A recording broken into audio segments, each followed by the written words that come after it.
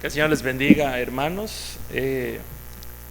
Estamos en el segundo tiempo de Adviento, el tiempo de conversión. De eso se trata el día de hoy, conversión, arrepentimiento. Primero hay que darle un aplauso a los jóvenes, hermanos. A ver, un aplauso, por favor.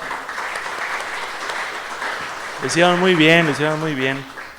Yo creo que ya están listos para conducir los programas. Ivania, Marcos, Alex, Esdras, ya están listos para conducir. Y Mario ya está listo para ser ujier. Bueno, pasemos al tiempo de la reflexión, hermanos. Este domingo tratamos acerca de la conversión. Como cristianos, hermanos, utilizamos términos a diestra y siniestra, ¿verdad? Hablamos de la justificación, de la adopción, de la santificación, de la redención, de la conversión, y cada uno de nosotros, hermanos, les pone ahí de su cosecha, ¿verdad? La justificación significa ser justos. Entonces, si eso es ser justos, la santificación es ser santos, ¿verdad? Y la conversión, conversos, ¿no? Pero muchas veces, hermanos, los conceptos que nosotros tenemos acerca de estas palabras están muy lejos, ¿verdad?, de lo que la Biblia quiere decirnos, ¿sí? Ya vimos el domingo pasado en la tarde, los que tuvieron tiempo, de que redención como tal no es únicamente, ¿verdad?, el tema de comprar. Creo que muchos de ustedes ya han escuchado esta explicación. Redención o redimir quiere decir comprar dos veces y que alguien te compre. Entonces, si uno piensa en esos términos transaccionales, vamos a decir, bueno, pues nosotros estábamos perdidos y Cristo nos compró, y porque estamos comprados ya le pertenecemos a Él. Pero vimos el domingo pasado también que redención tiene otra posibilidad de interpretación, ¿verdad?, que es la interpretación del pariente cercano. Dios es ese pariente cercano que está siempre dispuesto a ir por nosotros y restaurar nuestra vida. Y lo mismo vamos a ver hoy para conversión, hermanos. Vamos a darnos cuenta de que tal vez este término lo hemos distorsionado un poco, ¿verdad? Porque cuando hablamos de que vamos a llevar a alguien a la conversión, lo que queremos decirle a esa persona es que se deje de portar mal, ¿verdad? ¿O no? Quiero que te conviertas. ¿Cómo sabemos que ya se convirtió? Porque ya viene al templo, ya da sus diezmos, ¿no? Muchos papás, ¿verdad?, se sienten agradecidos de ver a sus hijos sentados en el templo, ¿no? Y ya estaba hasta adelante mi hijo. No sé si alguna vez pasó aquí en Berriozábal, ¿verdad?, pero en alguna ocasión dijeron en la iglesia donde yo me crecí que los adolescentes y los jóvenes se sienten hasta el frente, en las primeras bancas, para que no se distraigan. Y ahí estábamos todos, distrayéndonos, pero al frente, pues. No cambian nada. No sé, ¿verdad?, a qué le llamamos conversión nosotros, ¿no? No sé si nos enfocamos únicamente en cambiar de religión, porque eso también pasa, ¿no? ¿Cómo sabemos que ya se convirtió? Porque cambió de religión. Era católico, ahora es cristiano, era testigo de Jehová, ahora es cristiano. Bueno, vamos a ver qué dice la Escritura. Las palabras hebreas y griegas que están en la Biblia para hablar de la conversión, en realidad están hablando únicamente de dar vuelta, de regresar, de cambiar de sentido. No sé si ya les he platicado, ¿verdad?, que yo hice el servicio militar. Y en el servicio militar, una de las cosas que menos nos gustaba era marchar. Y teníamos que marchar 1 hora o 2, no recuerdo ya bien. Era tempranito, estábamos marchando sin parar. Ya lo habíamos hecho y otra vez, porque uno dio un paso al frente, ¿verdad? Y ahí es donde escuché por primera vez la palabra conversión. Y es eso, ir caminando para un lado y después alguien decía conversión y cambiábamos todos. Pero teníamos que darle la vuelta todos juntos. Ese era el problema de la conversión. Porque no dábamos la vuelta todos juntos. Parecíamos como los niños cuando salen corriendo, todos distorsionados. Y lo peor de todo es que me tocó estar en la compañía de las personas más grandes. Entonces éramos algunos muchachos y hay unas personas grandes que no tenían el servicio militar, y le decíamos a los señores, no señor, es más para adelante, y pues no nos querían hacer caso, ¿no? Entonces conversión es eso, un cambio de dirección. Si vamos caminando para acá, la conversión es para allá. Entonces, ¿por qué Dios nos llamaría a la conversión? Sería una de las preguntas que tendríamos que hacernos hoy. Para el Nuevo Testamento, hermanos, principalmente para Pablo, la conversión es un cambio de lealtades, ¿sí? O de ciudadanía. Pedro también lo va a decir, ¿sí? Somos ciudadanos del reino de Dios. La iglesia primitiva, hermanos, la iglesia de los primeros siglos, del siglo I y siglo II, creía que todos necesitaban la conversión. Por eso cuando leemos el libro de Hechos, vemos a Pedro hablando de la conversión. Se lo decía a los judíos. ¿Cómo se sentirían hoy que ustedes que llevan años en el evangelio, alguien les diga de pronto, necesitas convertirte? No, hombre, conviértete tú primero, van a decir. No sé qué significa, pero conviértete tú, porque yo ya tengo años convertido. Bueno, la iglesia primitiva creía que todos necesitaban la conversión. Y con el paso del tiempo, mientras la religión cristiana todavía no era la oficial, pues se invitaba a la conversión. Cuando la religión cristiana se hizo la oficial, entonces ahí sí cambió la situación. Ya no había necesidad de conversión. Ahora ya todos eran cristianos, los que se habían bautizado, y cuando bautizábamos a los niños, automáticamente pasaban a ser convertidos y los confirmábamos en lo que llamamos la primera comunión, ¿sí?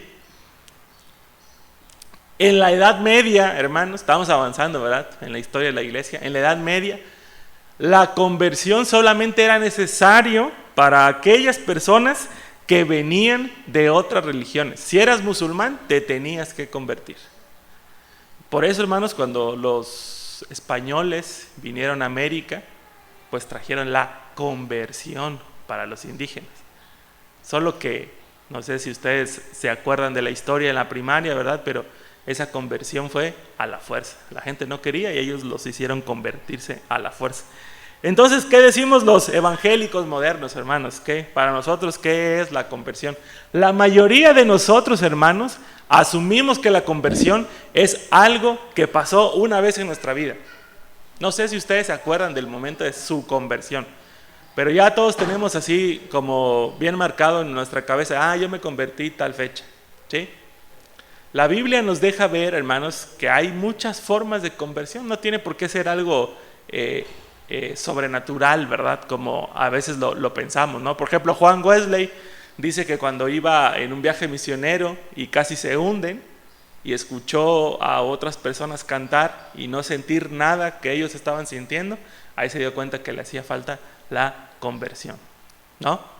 Pero puede ser que alguno de nosotros no haya sentido nunca nada de eso y ahora se esté forzando a sentir algo.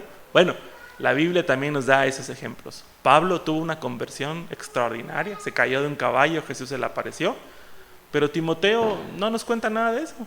Pablo dice que Timoteo creció en la fe con su madre y su abuela, y llegó a ser también un pastor igual de importante que Pablo. Así que, hablando de conversión, hermanos, con esto en mente tenemos que ir a leer Malaquías, porque tiene situaciones similares Malaquías a las que les acabo de contar.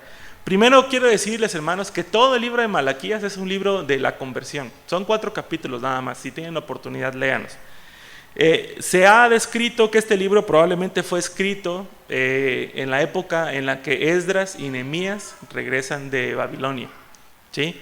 De hecho, algunas personas como Calvino o Jerónimo pensaban que el escritor de Malaquías era Esdras, que Esdras lo había escrito. Por cierto, quiero decirles que Malaquías sí es un nombre propio, pero también es un título. Malaquí es mensajero, ¿sí? Entonces, por eso estos hermanos pensaban que en realidad era como un apodo que se puso el mensajero. No lo sabemos, pero se pensaba que fue escrito en esa fecha. Y Malaquías, hermanos, va a desarrollar algo muy interesante para nosotros en esta mañana. Malaquías va a desarrollar algo que se llama la teología de la cercanía. Muy diferente, hermanos, a veces a lo que concebimos nosotros. Nosotros concebimos que estamos nosotros aquí en el templo y que Dios está hasta allá arriba en el cielo y hay una distancia infranqueable entre Dios y nosotros. Ese es un problema que la iglesia cristiana viene arrastrando desde hace muchísimos años. ¿Sí? Hay una creencia, hermanos, de que Dios y su pueblo nunca se tocan, que están separados abismalmente. ¿Sí? Que Dios está viendo todo desde su trono y que nosotros estamos completamente imposibilitados para estar cerca de Él. Porque también, como les decía en la escuela dominical, la cristiandad, el cristianismo, el pensamiento cristiano ha sido influenciado por corrientes del pensamiento como ellos, los griegos, en donde creían que Dios era un ser totalmente diferente a nosotros, no se parece a nosotros en nada. Dios es 100% bondad y nosotros somos maldad, entonces no podemos estar juntos. Pero Malaquías, hermanos, tiene una idea completamente diferente. Malaquías desarrolla teología de la cercanía, que Dios está cerca de nosotros. En Malaquías vamos a ver al Señor abriendo su corazón. Vamos a ver al Señor hablando de su fidelidad, de su amor. Vamos a ver al Señor diciendo que Él es nuestro Padre, que nosotros somos sus hijos, que Dios quiere lo mejor para nosotros, ¿sí? Y eso no puede darse si Dios está lejos de nosotros. Y yo quisiera hoy, hermanos, empezar a trabajar con eso en sus mentes y en sus corazones. Dios está cercano a nosotros, amén. Emmanuel significa eso, Dios con nosotros. Y ese era el título que le dio el profeta a Jesús. Vas a ser Emmanuel, Dios con nosotros. Malaquías, hermanos, va a trabajar como con preguntas, ¿sí? Los que estudian la Biblia dicen que Malaquías trabaja como oráculos. Yo le puse preguntas para que fuera más accesible de entender. Y miren, Malaquías tiene una declaración, una pregunta y después una respuesta de esa pregunta. Miren, la declaración es la siguiente, Malaquías 1:2, un ejemplo. Yo los he amado, es la declaración de Dios. Yo los he amado, Malaquías 1:2. Y luego va a venir una pregunta de su pueblo, igual ahí en Malaquías 1:2, que van a decir ellos, ¿y cómo nos has amado? La pregunta, ¿sí? Dios declara, los amo, y ellos preguntan, ¿cómo nos has amado? Y finalmente viene un desarrollo, una justificación, en donde Dios va a decir, no era Esaú hermano de Jacob, sin embargo amé a Jacob, pero aborrecí a Esaú, y convertí sus montañas en desolación, y entregué a los chacales su heredad. Ahí está, así contesta Dios una pregunta que él hace. Así que veamos, hermanos, cómo se desarrolla la dinámica del sermón de hoy. Para empezar, hermanos, el capítulo que nosotros leímos es en realidad la respuesta del Señor a una pregunta que hace. Si tienen abierta su Biblia, leamos el versículo 17 del capítulo 2. Habéis hecho cansar a Jehová con vuestras palabras. Esa es la declaración del profeta. El Señor se ha cansado de sus palabras. Anótenlo, eso declara el profeta. Malaquías 2:17. Y entonces, hermanos, se van a preguntar estos hombres. Viene la pregunta de estos hombres. ¿En qué lo hemos cansado? ¿Sí? Los que tienen hijos chiquitos, hermanos, no sé si les ha pasado que los regañan y les contesta. ¿Les ha pasado? Oye, dejaste todo tirado y tú también dejas tus zapatos. Así están estas personas de aquí de Malaquías. Han hecho cansar al Señor. ¿Y de qué lo hemos cansado? Dicen ellos. Está con mucha seguridad. Y entonces el profeta Malaquías les tiene que decir en que dicen, cualquiera que hace el mal agrada a Jehová, y en los tales se complace. O si no, ¿dónde está el Dios de justicia? ¿Qué les parece, hermanos? ¿Cómo ven? Empezó duro la pregunta, ¿no? Estas personas, el Señor les está diciendo, tengo algo contra ustedes. Estoy cansado. Y estoy cansado de que ustedes tengan una teología distorsionada acerca de mí. Lo que estos hombres estaban diciendo, hermanos, es: a Dios le gusta la maldad. Es lo que están diciendo. A Dios le gusta la maldad. Porque si no le gustara la maldad, no prosperarían los malos. Pero están prosperando, entonces a Dios le gusta la maldad. Y si no le gusta la maldad, pregunta: ¿en dónde está el Dios de justicia? ¿Verdad? Es una pregunta interesante. Nosotros, hermanos, muy frecuentemente nos sentimos cansados, desilusionados. Parece, hermanos, que estamos dando todo aquí en la iglesia, todo en los caminos del Señor, nos esforzamos por hacer lo bueno delante de Él. Y el Señor no nos responde. Cumplimos el pacto de Dios y el Señor no nos responde. Al contrario, parece que en vez de que nos vaya bien, nos va mal. Por eso mucha gente se desilusiona de la vida cristiana, porque les empezó a ir mal en cuanto se convirtieron. O como decía C.S. Lewis, mi mayor temor no es decir que Dios no existe. Mi mayor temor es decir que Dios existe y no le importo.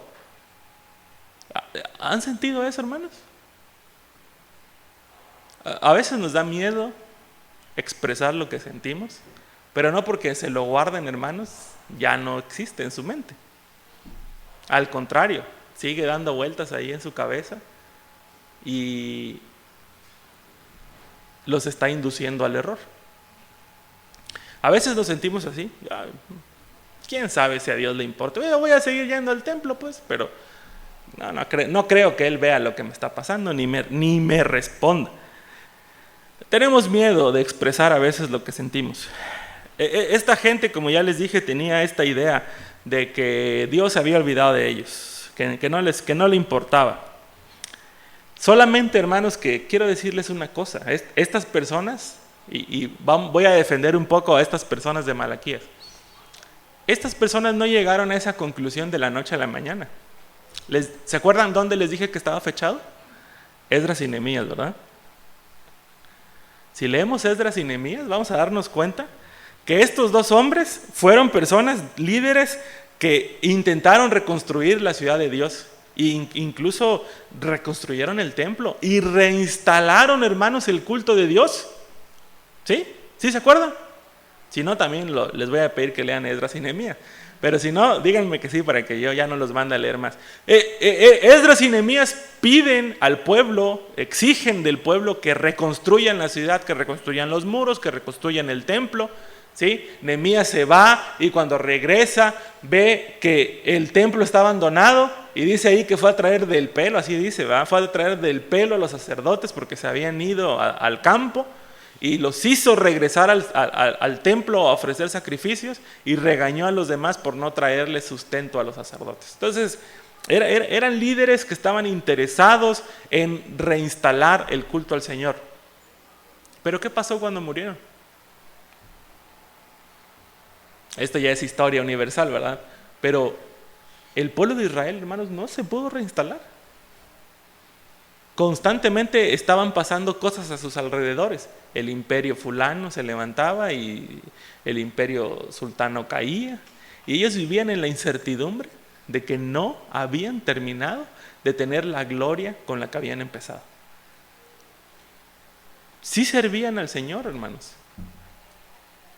pero el Señor no había terminado de cumplir la promesa que les había hecho. Así que seguramente, hermanos, en su mente empezó a pasar esto que nos pasa a nosotros a veces. Dios existe, pero no le importamos. Sí existe, pero nosotros no le importamos. A lo mejor le importan a otros, pero nosotros no. Así estaban los del pueblo de Israel. En el capítulo 2, hermanos, nosotros estamos leyendo el 3, pero en el 2, el Señor va a reprender a los sacerdotes. Los va a reprender por la manera en la que ofician los sacrificios. En Malaquías 1, versículos 12 y 13, dice: ustedes profanan el día del Señor cuando dicen, la mesa del Señor está mancillada y su alimento es despreciable, y exclaman, miren qué exclamaban los sacerdotes, hermanos, ¡qué hastío! ¿Qué tal? Imaginen al hermano Freddy o a mí, qué flojera ir a tocar al templo, qué flojera ir a predicar. Ya que ore otro, el que está dirigiendo, el que ore, y que el secretario, él dé los avisos.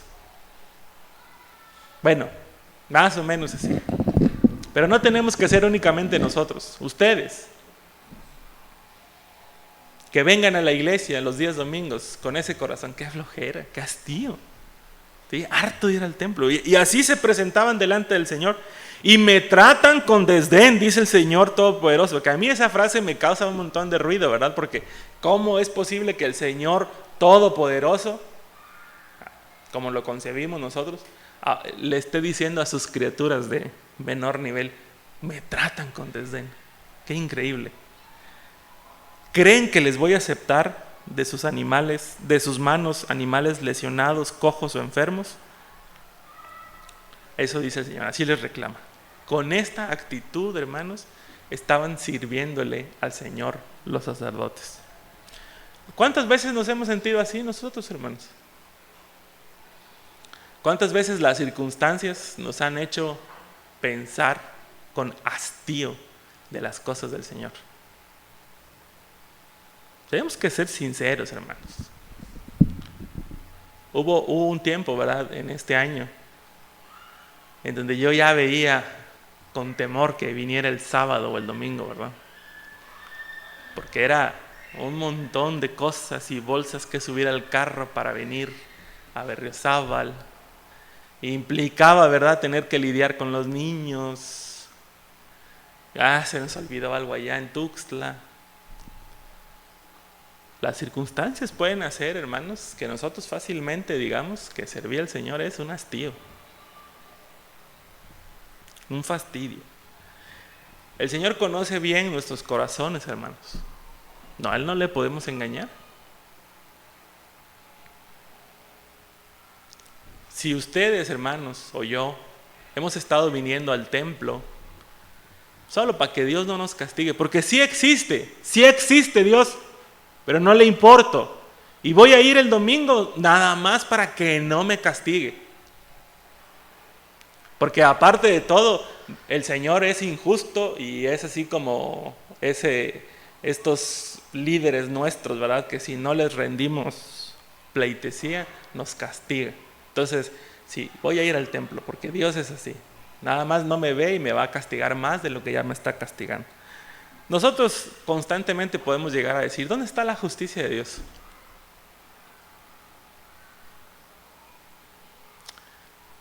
Me ha tocado, hermanos, atender a pastores grandes que dieron su vida por el Señor. Y los veo, hermanos, abandonados por la iglesia a la que sirvieron. Ya nadie los recuerda. Enfermos, ya no tienen dinero porque los pastores no se jubilan.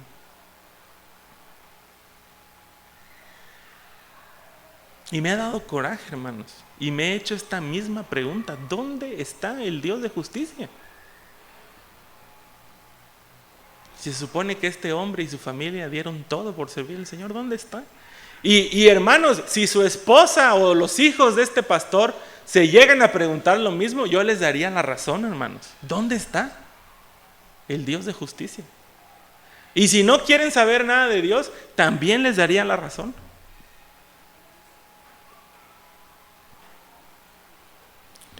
Sin embargo, hermanos, y gracias a Dios, Él nos da la respuesta en Malaquías 3, del 1 al 4, que es lo que leímos. La problemática es esta: han pasado cosas en nuestra vida, cosas que nosotros no nos explicamos. Hemos servido al Señor desde hace algún tiempo y el Señor parece que nos está pagando mal, que no está diciendo o no está haciendo lo que se supone que tiene que hacer un Dios bondadoso. Entonces el Señor se decide a resolver el problema. Dice Malaquías 3, empieza diciendo: Yo voy a enviar a mi mensajero para que prepare el camino delante de mí. Una y otra vez, hermanos, el Señor envía a personas fieles para que preparen el camino. Recuerden ustedes esto, hermanos. Todos los textos de los profetas se cumplieron inmediatamente. Y también el texto de los profetas tienen un cumplimiento más adelante. ¿Sí? Por ejemplo, Isaías estaba escribiendo para un rey que él conocía, algo que iba a pasar de inmediato. Pero también los textos de Isaías hacen eco en la vida de Jesús. De la misma manera aquí, hermanos, Malaquías está enviando un mensajero Dios, y ese mensajero es él, es Malaquías. Pero más adelante el Señor iba a enviar a otro mensajero que era Juan el Bautista. ¿Sí? Y más adelante, hermanos, Dios va a enviar otro mensajero a nuestras vidas. Cada que nosotros sintamos que estamos siendo olvidados por Dios, Dios es fiel y manda a un mensajero delante de él para preparar el camino. Pero centrándonos en Malaquías y en Juan el Bautista, hermanos, podemos decir que estos dos hombres, Malaquías y Juan el Bautista, están denunciando prácticamente lo mismo. Lo que están denunciando es que el pueblo de Dios ha perdido el enfoque de Dios. Han perdido la visión del reino. Tanto Malaquías como Juan el Bautista, hermanos, van a darse cuenta que el sistema de culto del tiempo al que ellos les tocó vivir está obsoleto. Que lo que se está haciendo, hermanos, en el tiempo de culto es absurdo. Todavía, hermanos, no sé cómo se tiene que escuchar los cantos. Pero estoy seguro, hermanos, estoy casi seguro que si estamos cantando un himno que dice Jesucristo reinará, Él reinará por la eternidad, estoy seguro, hermanos, que no se tiene que oír despacito. Cuando nosotros estamos leyendo la letra ahí en la pantalla o en nuestros himnarios y estamos cantando Jesucristo reinará, la iglesia debería retumbar, hermanos. Amén. Porque Jesucristo reinará. Pero nuestro corazón tal vez no viene lo suficientemente preparado al templo, o nuestra espiritualidad se encuentra en un momento muy bajo, hermanos, de nuestras vidas, en donde nosotros vemos el canto y decimos, sí, Jesucristo reinará, y no nos hace impacto. Dice Malaquías que la gente de su tiempo está sirviendo al Señor con desdén, con hastío, qué hastío, dice.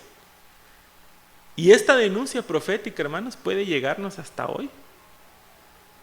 No lo estoy diciendo yo, estoy leyendo lo que dice Malaquías. Y me llega y me habla. Y espero que les hable a ustedes. Estamos a unos días de celebrar la Navidad.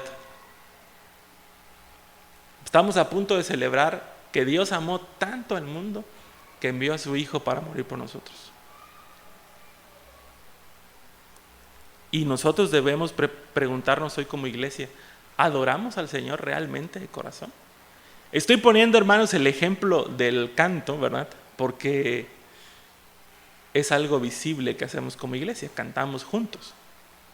Pero en las otras áreas de nuestra vida que también son servicio, ¿lo hacemos realmente como para el Señor? ¿Qué dicen, hermanos? Tal vez los que tendrían que contestar ahorita rápidamente son los diáconos, ¿verdad? A ver, hermanos diáconos, ¿cómo están sirviendo? ¿Les gusta servir al Señor? ¿O ya se cansaron? Si ustedes me dicen que ya se cansaron, hermanos, yo les voy a decir yo también, ¿sí? Que también nos cansamos.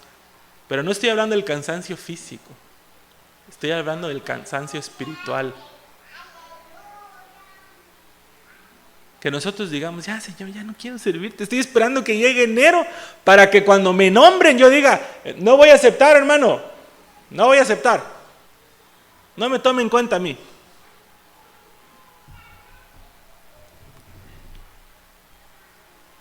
el Señor dice que va a mandar a un mensajero. ¿Y qué va a hacer este mensajero? No solo va a denunciar, hermano, porque eso es lo más fácil, eso cualquiera lo hace, denunciar. Pero este mensajero, hermanos, trae una pregunta.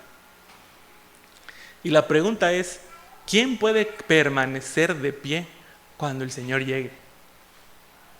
No da la respuesta, o sea, no sé si ya se dieron cuenta. Versículo 2. ¿Y quién podrá soportar el tiempo de su venida? ¿O quién podrá estar en pie cuando Él se manifieste? Y ahí acaba la pregunta, no tiene respuesta. Pero ¿cuál es la respuesta, hermano? ¿Quién puede estar en pie? Nadie. En el tiempo de su venida, nadie. Si esperamos al Señor, hermanos, ¿quién se va a poner así de pie? Señor, ni un domingo faltado, gracias a Dios. Todos los domingos estuve ahí, nadie. Cuando vemos al Señor vamos a agachar la cabeza, porque Él nos conoce. El pueblo que ha cansado al Señor, hermanos, es el mismo pueblo que va a recibir por parte de Él el beneficio para poder servirle. Él sabe lo que hay en el fondo de nuestros corazones. Sabe el Señor, hermanos, que a pesar de nuestro desánimo, le buscamos, lo anhelamos. ¿Sí? Dice el Señor que Él va a purificar a su pueblo. Él no dice que viene aquí a dar chicotazos. Dice que viene a purificar y a lavar. La figura que usa Malaquías es la figura del fuego, ¿verdad? Para purificar los metales preciosos, la plata en este caso, y la figura de un detergente o de un jabón. Y para lo cual lo quiere hacer, hermanos, para el motivo por el cual el Señor quiere purificarnos, es para que podamos estar delante de Él y presentarle ofrendas de justicia. Ofrendas de justicia.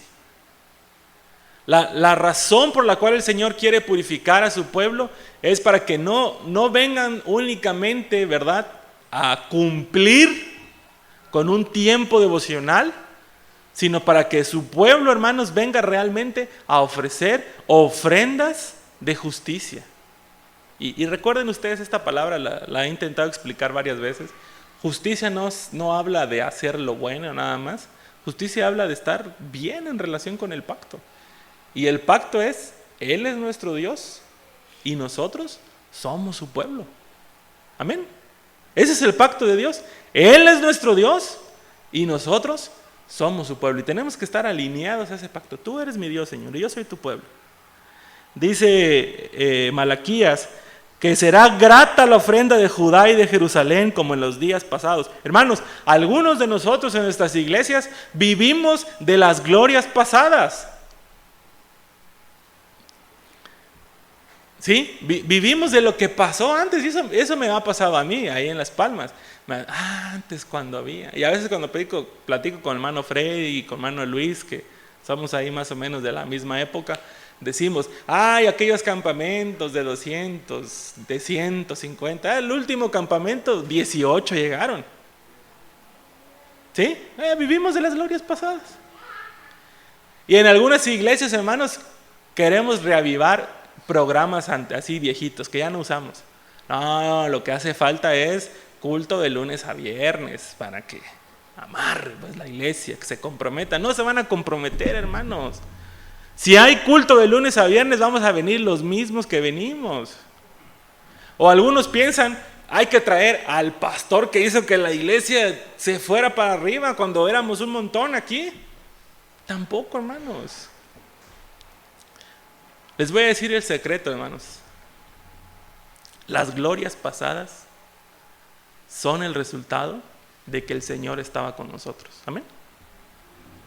Son el resultado de que el Señor estaba con nosotros.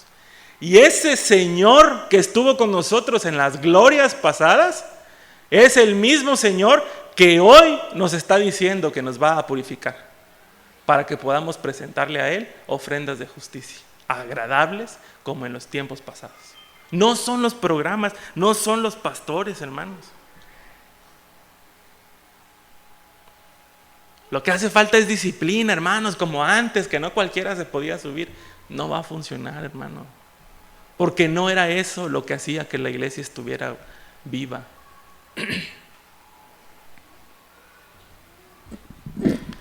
Yo muchas veces me pregunto cuando veo las fotos, ¿verdad? Y veo ahí la hermana Amparito, la hermana Martita, mi abuelita Estela, y digo, las personas fundadoras de la iglesia eran mujeres. ¿Cómo es posible? En términos económicos no es posible que las mujeres sostengan a la iglesia si no tienen un trabajo, ¿verdad? ¿Lo han pensado, hermanos? Por la gracia de Dios es que esta iglesia de Berriozábal se mantiene, hermanos. Porque el Señor decidió escoger a un grupo de personas y Él los mantuvo por su gracia. Yo, hermanos, espero que algún día podamos otra vez recordar cómo es que tenemos este terreno. Cuando se acuerden cómo tenemos este terreno, se van a ir de espaldas, hermanos. Un grupo de mujeres tuvo fe en el Señor y empezó a ir de iglesia en iglesia a pedir una cooperación, vender comida, cooperar, hasta que esta iglesia tuvo su terreno y su templo. Y es una bendición de Dios, hermanos, amén. ¿Será que ese Dios ya se extinguió entonces, hermanos? ¿O cómo le hicieron estas hermanas de nuestras glorias pasadas? ¿Cómo le hicieron? Y la respuesta para mí sería, hermanos, el mismo Dios del pasado es el mismo Dios que hoy puede ofrecernos la oportunidad de que nuestras ofrendas sean agradables para Él. El nacimiento del Señor Jesucristo, hermanos, es el cumplimiento del Señor a su pacto eterno. Vamos a celebrar Navidad. Y ahí, hermanos, vamos a celebrar que Dios en verdad es fiel a su pacto. Que esa idea que nosotros tenemos, hermanos, de que Dios ya nos ha abandonado o que si existe nosotros no le importamos, en Navidad, hermanos, nos vamos a dar cuenta que es una idea falsa, porque Dios sí se acuerda de nosotros. Y en su tiempo envió a Cristo el Señor para nuestra salvación. Estamos llamados a la conversión hoy, hermanos. Pero la conversión es a mover nuestra dirección como iglesia. El Señor está para allá, hermanos, y nosotros estamos caminando para allá, en automático. El Señor quiere que le veamos a Él esta mañana. Nadie de nosotros se puede purificar en el camino, hermanos. Nadie de nosotros puede decir, ay, los demás si me quieren alcanzar, porque yo ando ya ahorita imparable en santidad. No, nadie. Todos necesitamos al Señor. Y somos una comunidad, así que vivimos juntos todo el tiempo. Hoy le podemos pedir al Señor perdón primero por la forma en la que le hemos servido. Perdónanos, Señor. Te he servido desanimado ya. Los últimos meses he sentido que no vale la pena. Pero también le pidamos hoy que venga a nuestro templo, a nuestra iglesia, que purifique los corazones de todos los que estamos aquí, que los deje bien limpios, hermanos, para que nuestras ofrendas sean ofrendas de justicia para Él. Voy a terminar con la oración que corresponde a este día. Dios de la esperanza, levantaste a Juan el Bautista como heraldo que nos llama a la conversión. Mientras esperamos con alegría la gloriosa venida de Cristo, te rogamos por las necesidades de la iglesia y del mundo. Escucha nuestra humilde oración para que podamos volverte a servir en santidad y fe. Permítenos dar voz a tu presencia entre nosotros hasta el día de la venida de tu Hijo Jesucristo, quien vive y reina por los siglos de los siglos. Amén. Amén. Somos la voz de Dios, hermanos. en esta tierra, porque somos emisarios suyos. Tenemos que reconocer hoy si en verdad estamos sirviendo al Señor de todo corazón. Y si no es así, creo yo hoy, hermanos, que es momento para pedirle a Dios que reanime nuestro corazón, que nos enseñe cómo servirle de corazón nuevamente, que ponga entusiasmo en nosotros, hermanos, para poder servirle hasta el día en que Jesucristo se presente nuevamente delante de nosotros. Si vino una vez, tenemos la certeza de que vendrá por segunda vez. Amén. Y podemos esperarlo hasta ese tiempo. Les invito a que se pongan de pie. Y si es posible, después de el sermón, o antes de orar, hermanos, cantemos Tronos y Reinados nuevamente. Ahora sí con conciencia, hermanos, de lo que estamos cantando. Y después oramos.